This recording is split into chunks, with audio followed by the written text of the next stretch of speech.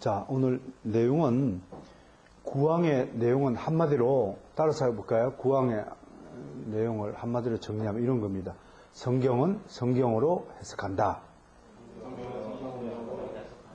이거를 뭐라고 부르냐면 성경 유비의 법칙 그래요. 유비. 그러니까 이걸 영어로 이제 아날로지라고 하는데요.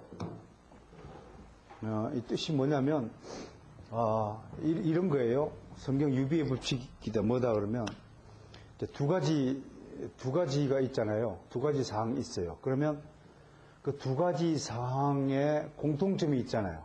그죠?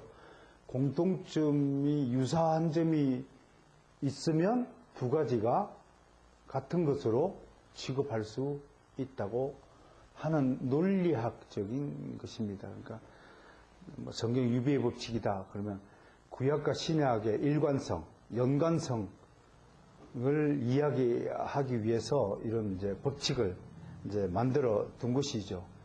그러니까 다시 설명을 드리면 이제 구약에 있는 어떤 사건과 신약에 있는 사건이 전혀 별개의 사건이 아니라 예수 그리스도를 딱 공통점으로 놓고 보면 그죠? 다 예수 그리스도와 연결되어지는 측면에서 예수 그리스도 유비다 이렇게 말할 수 있는 것이에요. 유비 대신에 이제 유추라는 단어를 쓸 수도 있다는 것을 합니다. 그러니까 기독교 변정학에서는 이제 이걸 가지고 변정학에서 뭐라고 하냐면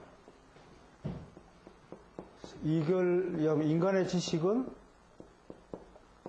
하나님의 지식의 뭐죠?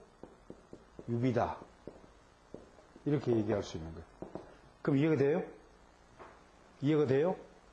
인간의 지식은 하나님의 지식과 유사한 거다. 유비한 거다. 그죠?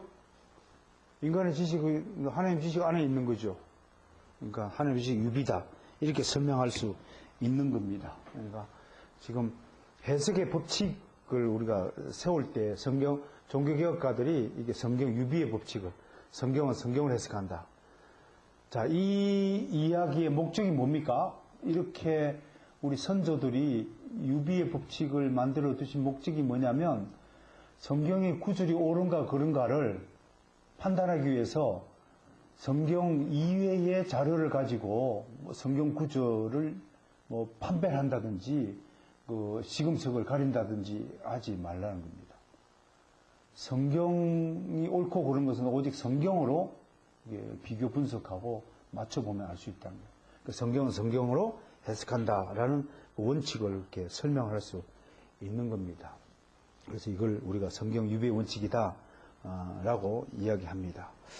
그 다음에 오늘 구왕과 시팡에서 가르치고 있는 두 번째 사항이 뭐냐면 우리 신앙과 삶의 무호하고 유일한 규칙이 뭐냐면 성경이라는 겁니다.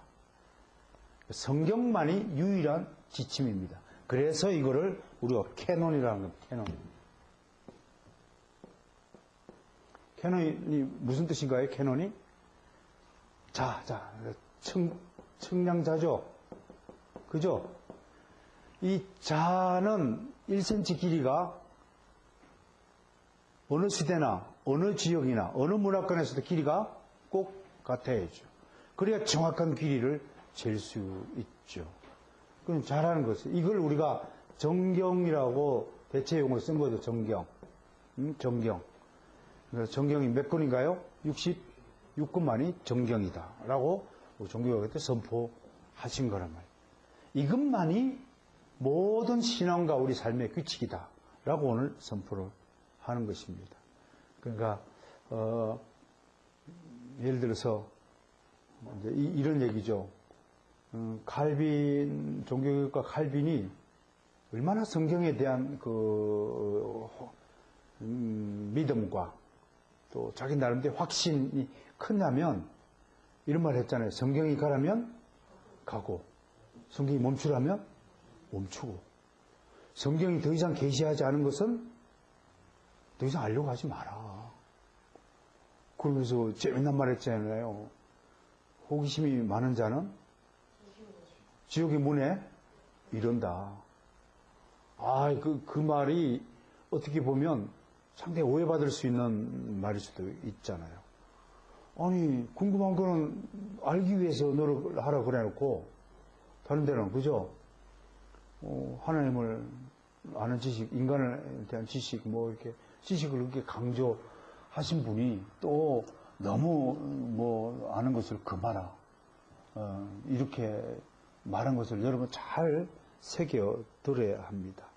자, 그렇다면 이제 여러분들에게 소개하고 싶은 것이 이제 역사상에 있어서 이런 성경 해석의 법칙을 무시하고, 그러니까 선조들이 세워준 성경 해석의 법칙을 무시하고 다른 측량자를 가지고 성경을 분석하거나 성경을 평가하는 그런 오류들이 비일비재했다고 하는 것입니다. 그래서 우리 선조들은 계속해서 신학자들이 연구한 것이 뭐냐? 어떻게 하면 성경을 바르게 해석하느냐. 그것이 굉장히 중요한 과제였단 말이에요. 여러분 생각해 보세요. 이단들이 왜 나타났나요? 성경을 잘못 해석했기 때문에. 꼭 같은 구절인데도 성경을 잘못했을 때. 예를 들어서 골로새서 2장 15절 있는 것, 예수님이 모든 피조물 중에 먼저 나셨다. 그 구절을 근거로 예수님이 하나님이 아니라 최초의 피조물이다라고 주장하는 거죠.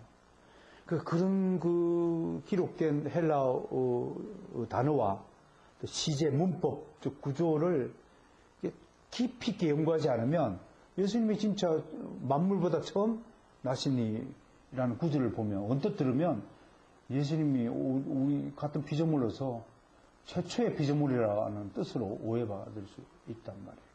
그러니까 이런 것들을 어떻게 바르게 해석해야 할 것인가 라는 문제가 신학적인 난제였는데, 역사상 이제 종교개혁 이후에 한 500년 동안 개혁 신학이 연구가 되어지고 정비가 되고 또 발전해 오면서 몇 가지 법칙이 있었습니다.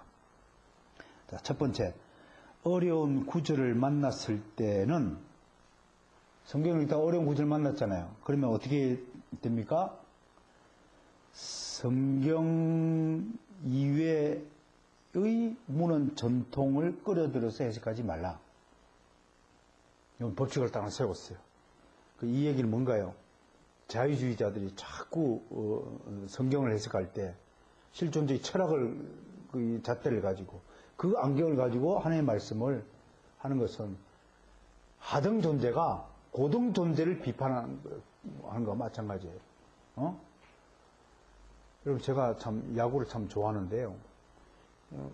난 야구를 볼 때마다 그 타자나 투수들이 정말 대단한 존재들이라고 생각이 들거든요. 왜냐하면 배트를 들고 이게 한번 진짜 투수가 던지는 공을 한번 당해봐야 이게 얼마나 무서운 일인가를 알아요. 슉 지나가요. 안 보여. 진짜 나 한번 서서 해봤다니까요.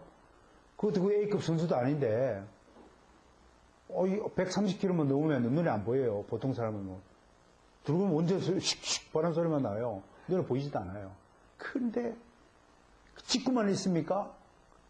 슬라이드, 싱커, 너클, 포크볼, 체인지업, 투심, 포심, 얼마나 많은 종류의 공을 구사합니까? 그 공을 다 하려고 예상해가지고 받아치는 타자들도 신출기물한 겁니다, 사실은. 대단한 거 아니에요? 그런데 그런 전문가의 수준을 말이에요. 초등생이 이야 그렇게 치면 안 돼. 그렇게 하면 돼. 이 말이 됩니까 이게? 말이 안 되는 거죠. 어떻게 세상적인 철학적인 기준을 가지고 하나님의 말씀을 옳거니 그렇거니 따질 수 있습니까? 첫 번째 법칙 당연한 거죠, 그죠? 자, 두 번째, 그러면 이미 그 의미가 명확하게 드러난 구절을 근거로 어려운 구절의 의미를 설명하라. 이해가 됩니까? 아주 어려운 구절의 의미를 만났을 때는 가장 그 쉬운 의미의 구절부터 시작해서 어려운 구절로 접근을 해야 한다. 그 얘기는 뭡니까? 실력이 모자라면 실력을 쌓아가면서 해석을 하라 이겁니다. 한마디로 실력이 없는 사람이 괜히 초등생 보고 하이리 보고 지금 미적분 이야기를 풀라고 그러면 제가 풀리겠습니까? 그럼 하이리가 미적분을 풀기 위해서는 어떻게 해야 되겠습니까? 산수부터 가르쳐야지. 하나하나 당겨. 그렇게 접근하라고 우리에게 가르쳐 주셨습니다. 그 다음에 세 번째, 성경 구절들은 다중적 의미를 갖는 것이 아니라 하나의 의미만을 전달한다는 것을 잊지 마라. 그거 왜 그 요한계시록 같은 데에서 이단들 여러 번 해석하는 거 보면 우리가 아는 상식적이고 통상적인 방편으로 아는 그 의미 위에 아주 자기가 무슨 대단한 발견자라도 되는 것처럼 뭐 신비한 것을 발견한 것처럼 해서 사람들 유혹하는 경우가 참 많이 있지 않습니까? 저는 솔직히 그 요한계시록을 옛날에 한번 잠깐 제가 한 적이 있지만 요한계시록을 어떻게 해석해야 될 것인가에 대한 것은 그 관점의 차이가 있다고 저는 봅니다. 저는 불신자들에게 있어서 요한계시록은 무서운 심판과 전쟁의 이야기가 될 것입니다. 땅이 녹아지고 하늘의 별들, 달들이 다 3분의 1이 딱 떨어지고 3분의 1이 땅이 다 불타고 그러면 그런 속에서 살 수 있는 사람이 있을까요? 살아있는 것 자체가 고통이죠. 그때 얼른 죽어 있었어야지. 그렇잖아요? 근데 요한계시록은 사실 목적은 불신자들 위해서 쓰신 글이 아니잖아요. 하나님의 말씀이 아니잖아요. 하나님께서 사도 요한에게 그런 모습을 보여준 것은 믿는 자들에게 얼마나 소망을 주는 건지 모릅니다. 이야, 내가 정말 예수를 믿기를 정말 잘했구나. 예수를 믿지 않았다면 나도 이 불심판을 지옥 경험을 할 터인데, 그런데 우리는 어떻습니까? 그런 고통을 하나도 겪지 않고 하늘 보좌에서 아름다운 찬양의 예배를 드리는 모습을 상상해 보십시오. 저는 요한계시록 가지고 겁주는 사람은 없어야 된다고 생각합니다. 우리들에게 요한계시록은요, 정말 찬양의 노래요. 예배의 아름다운 천상 예배를 미리 보여주는 그런 소망의 노래다. 그렇게 저는 생각을 하거든요. 그러니까 이런 것들을 쓸데없는 의미들을 억지로 찾아가지고 또 무슨 새로운 의미가 있는 것처럼 꿈에서도 아니 된다. 웬만한 성경 구절들이 표하고자 하는 의미는 이미 주석가들에 의해서 거의 다 조사되고 있었다. 그럼에도 저는 섭리시를 시행하면서 기존의 주석가들이 발견하지 못했던 또는 언급하지 않았던 부분들을 골라서 여러분들에게 소개하는 그런 재미도 너무 쏠쏠하다는 것을 이 시간에 밝혀드리는 바입니다. 아마 여러분 아시겠지만 이름에 관한 부분도 다 아는 것이겠지만 오늘 저는 이름 계명에 대해서 아무도 계명을 지지하거나 계명에 대해서 자신의 입장을 표한 사람이 없다는 점을 고려할 때 어떻든 간에 이게 옳건 그러진 않겠지만요. 이것이 반드시 큰 유익을 주지 않는다고 할지라도 성경상의 이름을 고침을 받은 사람이 분명히 존재한다는 것은 우리에게도 적용해 볼 때 저는 분명히 하나님이 기뻐하시는 이름과 또 하나님의 역행하는 이름이 있지 않을까라고 생각하면서 한번 입장을 정리해 보았다는 것은 큰 의의가 있다고 봅니다. 그러니까 한마디로 성경의 전체적 교훈이 목적이 뭡니까? 그건 예수 그리스도를 통하여서 복음을 통하여서 하나님께 영광을 올려드리는 단 하나의 의미만이 남는다라고 보여드리는 것입니다. 그러니까 어떤 식의 해석이든 좋은데 그 해석이 끼치는 결과나 영향이 하나님께 영광을 돌리지 않는 해석이라면 그건 올바른 해석이 아니라고 지금은 강조를 하는 것입니다. 중요한 것은 우리 종교개혁가들은 이런 말씀을 우리에게 남겨뒀어요. 해석적 결과에 기초하라. 그 다음에 신학의 일관성을 유지하라. 불분명한 구절들의 의미를 해석하는 노력을 계속하라.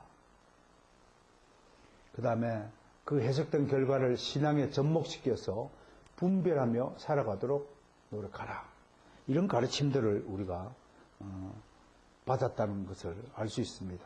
그러니까 우리가 구왕을 통해서 성경을 해석한다는 측면을 좀 더 여러분들에게 몇 가지 더 관심 있게 구체적으로 설명을 해드렸는데 여러분들이 성경을 읽을 때마다 잘 이해가 되지 않는 부분이 있을 것입니다. 그러면 성경을 해석하라 그러니까 본인이 읽다가 난해한 부분을 만나면 이 구절과 연관이 있는 다른 성경 구절이 뭐가 있을까라고 즉시로 찾아보시는 연습과 훈련이 몸에 익어야 됩니다.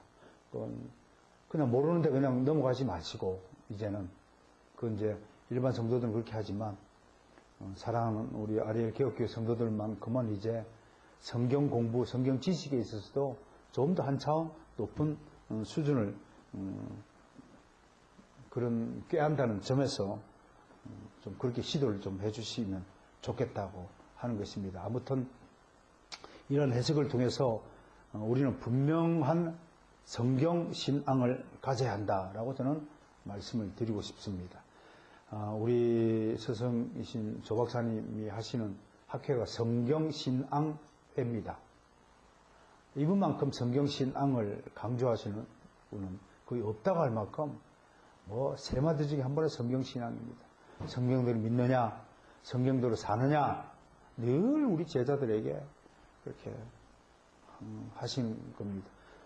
조 박사님의 성경신앙 세 가지를 여러분에게 좀 소개할까 합니다. 첫째, 성경은 하나님의 말씀입니다. 영불변하고 정화무한 하나님의 말씀입니다. 우리 예배 끝나고 우리 교회는 스승님의 가르침에 따라서 매주 고백하고 있지 않습니까? 이 고백보다도 더 심한 고백, 더 하나님을 기쁘시게 하고 하나님께 영광을 드리는 신앙 고백은 없다고 저는 믿습니다. 두 번째는 성경은 신앙과 삶의 절대 규칙이다.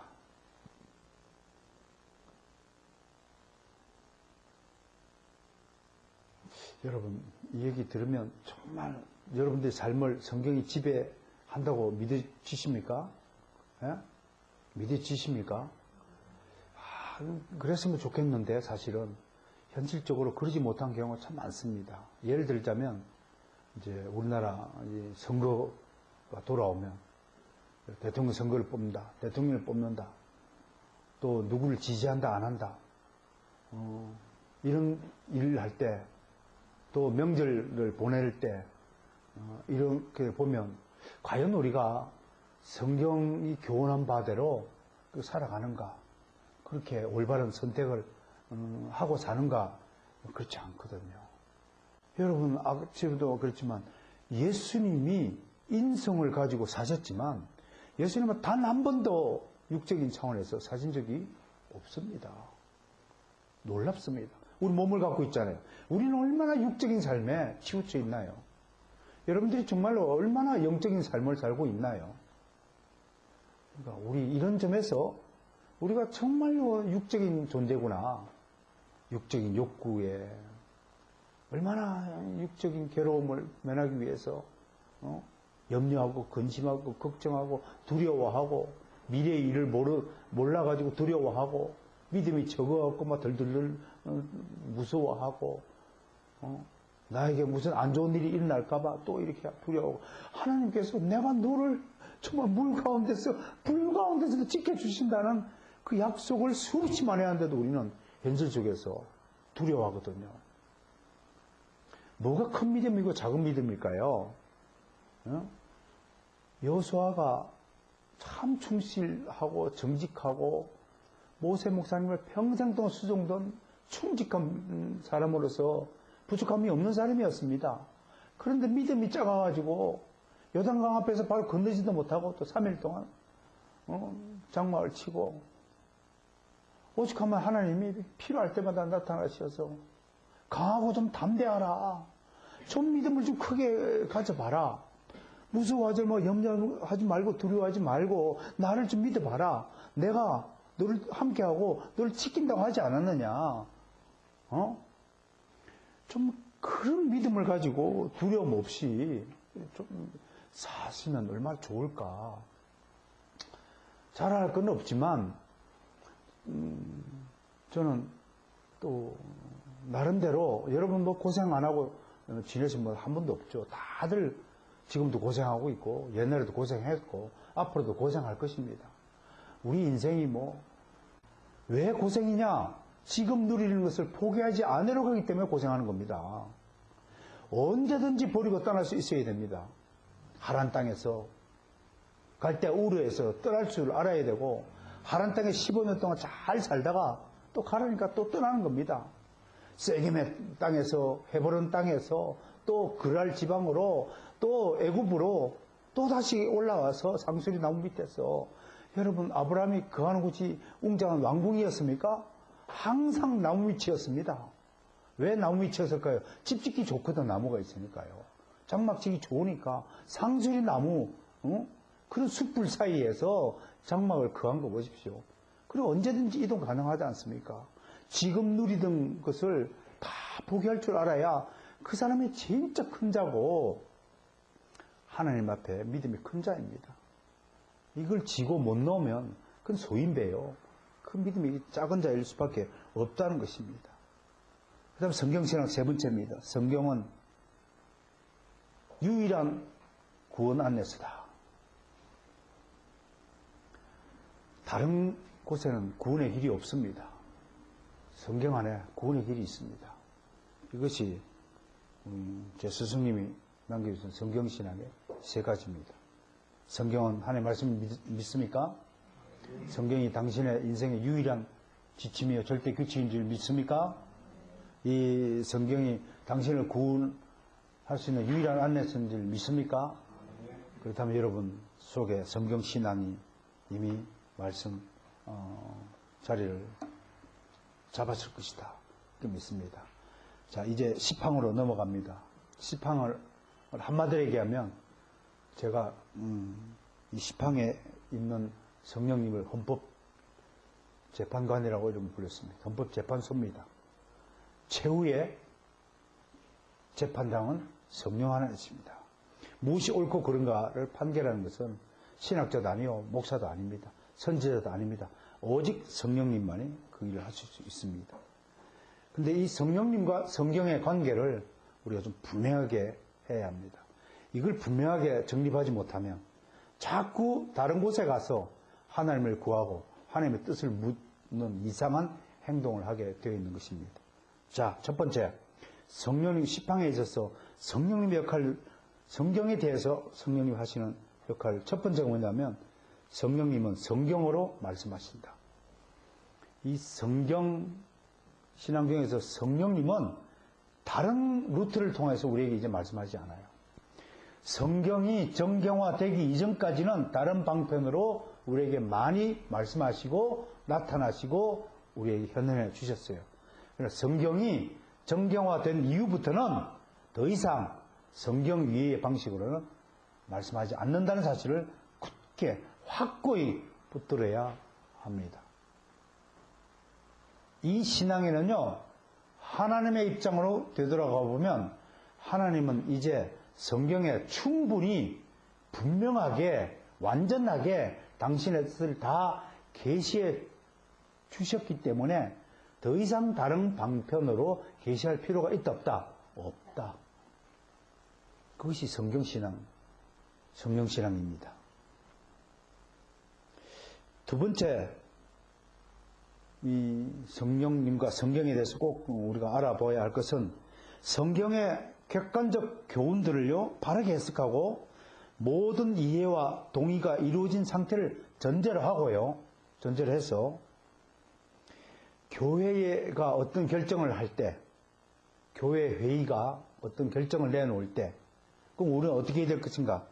이것은 사람들, 즉 교회 회의를 결정하는 그 사람들의 이성적인 판단에 의한 결정이라고 받아들여서는 안 되고, 이것은 바로 성령님의 내적인 조명에 의한, 감화와 설득에 의한 그런 결론이라는 사실을 받아들이고, 모든 성도들은 교회 회의의 결정에 순종해야 한다고 하는 것입니다. 왜? 성령님의 사이라고 믿어야 하기 때문입니다. 다만요, 교회 회의가 어떤 교리적 결정을 내릴 때 성경적 근거를 상실했다고 판단이 될 때는 순종하지 않아도 된다고 하는 것입니다. 그렇다면 우리가 왜 지금 웨스트민스터 신앙 고백서를 공부하고 있겠습니까? 여러분, 이 교리적 결정을, 이 신앙 고백서를 작성하기 위해서 그럼 교회 회의가 단 하루 만에 끝났느냐? 아니잖아요. 그 5년 6개월 동안 121명의 신학자가 머리를 맞대고 정말 기도하며 금식하며 하나님께 온 열과 성을 다하여 하나님의 뜻을 구한 끝에 내린 결론이므로 우리가 웨스트민스터의 이 33장에 걸친 신앙 고백서를 진실한 신앙 고백으로 믿고 받아들이며 나의 신앙 고백으로 순종하는 것 아니겠습니까? 이것은 아무리 사람을 통하여 만든 신앙 고백이라 할지라도 어떤 사람들이 그래요? 웨스트민스터 사람들이 만든 거 아닙니까? 우리가 사람은 하자가 있는데 사람들이 만든 신앙 고백서를 뭘 그렇게 애지중지하고 금과 옥토처럼 믿고 따를 필요가 있습니까? 라고 말하는 사람들에게 우리는 반드시 교회 회의의 결정에는 성령님의 내적인 감화와 조명 이런 작업이 있었다고 믿어야 한다는 것입니다. 그러므로 교회의 결정은 인간의 결정이 아니라 성령 하나님의 결정이라는 것을 우리가 고백해야 할 것입니다. 이것이 오늘 시팡이 우리에게 주는 교훈이 될 것입니다. 구원과 시팡을 거쳐서 우리는 성경신앙, 성경을 바르게 해석하는 것과 성경신앙을 가지는 일이 우리의 삶에 얼마나 중요한 것인가를 다시 한번 깨닫게 됩니다.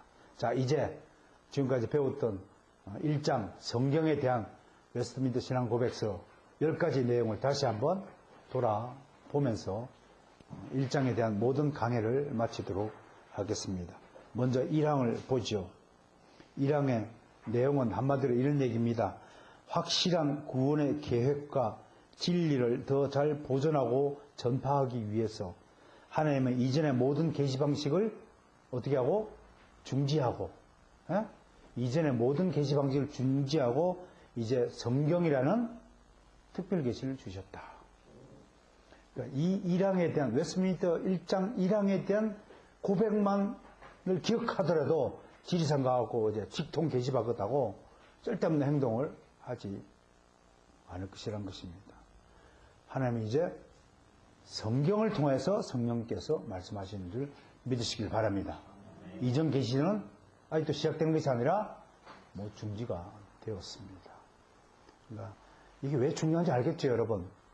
이런 것에 대한 지식이 없으면요, 엉뚱한 신앙생활을 한다니까요.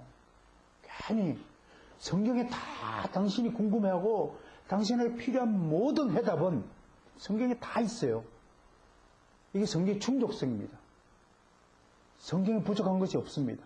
당신의 궁금증을 풀어줄 수 있는 모든 것은 성경에 다 있다. 그렇게 믿으셔야 됩니다. 이양 정경이 몇 권이라고요? 66권. 정경, 캐논. 이 66권만이 우리 신앙과 삶의 절대 규칙임을 믿으시길 바랍니다. 사망은 외경에 거는 규정인데 외경은 정경이다 아니다? 아니다. 과감히 버릴 줄 알아야 됩니다. 공부하실 때 필요하시면 외경을 공부하셔도 됩니다. 믿으라는 얘기는 아닙니다. 공부할 필요가 있다. 4항은 뭔가요? 4항과 5항은 한마디로 성경의 권위에 대해서 말씀하는 겁니다. 4항에서 성경이 왜 권위입니까? 하나님의 말씀이기 때문에 권위를 가진다. 5항은 왜 성경이 최고의 권위를 가지는가 해서 여러분 보셨죠? 몇 가지 내용이냐면 내용의 신성함, 교리의 유효성, 문체의 장엄성, 모든 부분의 일관성, 하나님께 영광을 돌리는 전체의 조망, 인간 구원의 유일한 방법, 놀라운 전체의 완전성, 그리고 교회의 증언. 그렇게 해서 8가지 요소가 우리들에게 소개되고 있습니다. 자, 그 다음에 6항은 뭔가요? 성경을 변조하라고요? 변조, 한마디로 성경 변조 금지입니다. 성경을 변조시키면 안 됩니다. 1.1획도 더하거나 빼면 안 됩니다. 그 다음에 7항은 뭔가요? 성경이 모든 것을 말하고 모두에게 명확한 것은 아니지만 누구든지 통상적 방편들을 사용하면 충분히 이해 가능하다, 안 하다? 안 하면서 이해 가능하다. 통상적 방편들이라고 그랬습니다. 근데 자꾸 성경을 특별 기시라 그러니까 성경을 이해하기 위해서도 특별한 방식을 사용하는 분이 있어요. 하루는 공부는 안 하고 매일 기도만 하는 사람이 있어요. 그러면 난해한 성경 구절이 이해가 되어집니까? 공부할 것은 공부 좀 하세요. 책을 읽어야 이해가 되는 부분이 있고요. 기도해서 또 특별하게 은혜를 줘가지고 몰랐던 은사를 받기도 할 수도 있겠지만 통상적인 방편이 뭡니까? 우리가 할 수 있는 모든 노력을 다 기울이라는 겁니다. 그래서 마스터스 같은 곳에서 오셔서 신학 공부하세요. 신학 공부한다는 것이 얼마나 행복한 일인가를 아셔야 하거든요. 그 다음에 8항이 뭡니까? 성경은 하나님의 영감으로 기록된 것이다. 그리고 모든 시대에 하나님의 특별한 돌보심과 섭리로 보존되어 왔다. 그리고 이 성경은 모든 언어, 자국어로 번역되어야 한다. 왜 이 자국어 번역을 넣었냐면요. 종교개혁 이전에 특히 14세기 들어서 이제 13세기 때가 교황권의 아주 암흑기, 치욕기라고 그럽니다. 예를 들어서 프랑스 아비뇽에 교황청이 하나 생겨가지고 교황청이 막 둘러 쪼개지고 교황이 세 사람이 생기고 막 엉망진창이 되고 또 신성로마 제국이 오히려 파워가 커지면서 제국의 황제가 오히려 거꾸로 교황을 임명하는 그런 막 치욕을 겪었어요. 그러다가 14세기에 들어서면서요, 이 교황청이 이제 점점 타락해집니다. 제 책에도 여러분 소개가 되었지만, 스코틀랜드의 가톨릭 성직자들이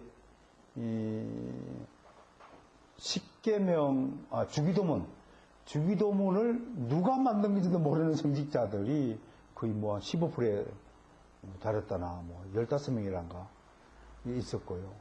주기도문이 성경 어디에 있는지 모르는 성직자가 거의 대부분이었고, 심지어는 자기 이름도 쓸 줄 모르는 성직자가 있을 만큼 그만큼 성직자들 수준이 타락했고요. 왜? 돈으로 주고 샀기 때문에, 매매 주고 했기 때문에. 왜 돈으로 주고 샀을까요? 성직만 얻으면 월급이 나오니까. 얼마나 좋아요. 한국 교회 지금 모습이나 뭐 다를 것 없죠, 그죠? 다를 것 없잖아요. 그러가 동시에 교황청도 덩달아 부패하고 타락해졌어요. 13살짜리 자기 조카를 막 추기경에 앉히질 않나, 16명이 첩을 막 교황청에 두질 않나. 그래서 이 시기를 나쁜 교황들의 시대라고 그래요. 영어로 The Age of the Pope 이라고 그래요. 알아들었죠? 천천히 얘기했으니까, 그죠? 나쁜 교황들의 시대라고 이야기해요. 이때 시대 보면 완전 스페인 건달이 교황이 되고요. 뭐 엉망이 됩니다. 이때. 그러면서 성경을 독점하기 시작했어요. 왜? 자기들이 말하는 것이 성경에 있으면 성경을 보라고 해도 될 텐데, 자기들이 명령하고 정해놓은 규율들이 성경에 있습니까? 없습니까? 없어. 마르틴 루터가 나중에 그 교황청을 고발하면서 교황이 하나님의 대리자라는 성경 구절이 어딨냐고 물었어요. 그러면서 성경에 없는 것은 없는 것이다, 아닌 것이다 라고 말했어요. 그러니까 이게 밝혀지면 자기들의 기독권이 사라지니까 성경을 오직 성경을 읽고 해석할 수 있는 권한은 사제들만이 가진다. 그래서 성경 사제 독점주의라고 불러요, 이걸요. 그러니까 위클리프가요, 이걸 영어로 번역해하고 성경을 확 보급시키니까 이 교황청 입장에서 어때요? 나중에 죽은 사람을 무덤에 꺼내가지고 부관 참시하여 강물에 버렸잖아요. 그 정도로 교황청에 대한 최대 위협이었단 말이에요. 그러니까 괜히 부관 참시시킨 것이 아니라 성경을 독점했단 말이에요. 그러니까 중세 말기 종교개혁 이전에 사셨던 성도님들은 하나님에 관한 지식을 얻고 진리에 대해서 궁금하여서 알고 싶어도 알 길이 없는 거야. 그럼 사제들이 가르쳐주는 그것만 받아 먹어야 돼. 그리고 이게 몇 장 몇 절에 있냐고 물어보면 그것 불경죄야. 불경죄야. 그럼 이단들이 특징이 참 너무 닮았지 않습니까? 대개 이단들 교회 가면 질문을 기뻐하지 않아요. 특이하더라고요. 또 실력이 없는 목사님들 같은 경우 질문하는 것을 무척 싫어하세요. 어떤 분은 제가 어렸을 때 질문을 했더니 지금도 뚜렷하게 기록해요. 너 지금 신학교 다니냐? 이렇게 말씀을 하고 그런 거 묻지 말라고 그러기도 하고. 이게 특징이란 말이에요. 왜? 질문하면 대답을 해야 될 거 아니에요. 모르면 모른다고 그러든지 그거 아직 내가 정확한 지식이 없다고 하든지. 참 여러분 감사하게도 아직까지는 제가 아는 것만 여러분들이 질문해 주셔가지고 정말 감사한데요. 언제든지 궁금한 거 있으시면. 근데 방식은 아무 때나 질문하면 안 되겠죠. 그죠? 예배 시간에 갑자기 어떤 자유주의는 손을 들어가고 목사님 질문하면 그거는 하나님이 지금 말씀하시는데 하나님께 질문하는 꼴이 되잖아요. 그건 이제 어불성설이죠. 자유주의 교회에서는 그렇게 한답니다. 묻고 대답하고 질문하고. 목사가 설교하는 것이 아니라 강의하는 거니까. 강의하면 또 질문을 듣고 또 대답을 하고 이렇게 진행하는데 사람이 보기에는 엄청 목회자님이 민주적이고 아주 열리신 분이죠. 그죠? 인본주의적 시각에 보면 그렇게 보여지는 거죠. 그러나 결코 그건 하나님의 방식이 아니고 성경적 방식이 아니에요. 그래서 우리가 웨스트민스터 신앙고백서 선조들이 왜 자국어 번역을 강조했느냐? 성경을 어떤 특정 그룹이 독점하지 못하도록 완전히 대중화시켜버린 것입니다. 그래서 자국어 번역이라는 문구를 여기다 넣어두신 거예요. 굉장히 중요한 문구입니다. 이런 것들이. 자, 8항은 그렇게 하고 오늘 9항은 무슨 원칙인가요? 성경 유비 원칙. 성경은 성경으로 해석한다. 어려운 구절, 난해한 구절에 대해서 설명도 곁들여 보았습니다. 그리고 오늘 10항 마지막은 뭐든지 어떻든 최종 판결자는 성령 하나님이십니다. 이제 성경이 이제 정경화되었으니까 이제는 성령 하나님 우리와 함께 우리 안에 내주하시고 우리 함께 동행하시고 우리를 가르쳐 주시고 우리를 진리로 인도하여 주시고 우리에게 내적인 조명을 빛을 비추게 해서 못 보던 것을 보게 하시고 또 저는 깨닫게 하시는 것을 좀 강하게 개각 또는 각성 이런 단어로 좀 설명하고자 하는 것입니다. 성령 조명은 빛을 비추는 거죠. 빛을 비추는데 조명 그러면 조력자라는 뜻에서 여러분 조명은 밝기보다는 은은하게 비추는 데 있는 거잖아요. 분위기 타는 데 조명이 있는 거죠. 그렇잖아요. 확 비춰주는 역할을 통해서 완전히 사람을 깨어나게 하고 거듭나게 하고 그런 것은 성령의 좀 강력한 역사로 성령의 개각 사역이다. 아니면 각성 사역이다. 아니면 뭐라고 할까요? 그냥 성령의 지진 사역이다. 성령의 진동 사역이다. 여러분 이런 게 있어야 사람이 달라지거든요. 은은하게 조명해서 못 보던 것을 보고 몰랐던 것을 알게 되는 역사도 성령께서 도와준 역사이지만 무엇보다도 강력한 깨달음 그렇게 해서 조나단 에드워드가 큰 깨달음을 가지고 분명히 하나님을 일어서서 미국을 들었다 놨다 했듯이 저도 올해 종교 500주년을 맞이하여서 이 한국 땅에 작지만 이 한국 땅에 정말 성령님의 지진운동이 좀 일어났으면 좋겠습니다. 그래요. 전 성도가 하나님의 말씀을 붙들고 살아가는 그런 성경 신앙을 가진 한국의 그리스도인이 되어달라고 저는 소리쳐 외치고 다닐 것입니다. 듣든지 말든지.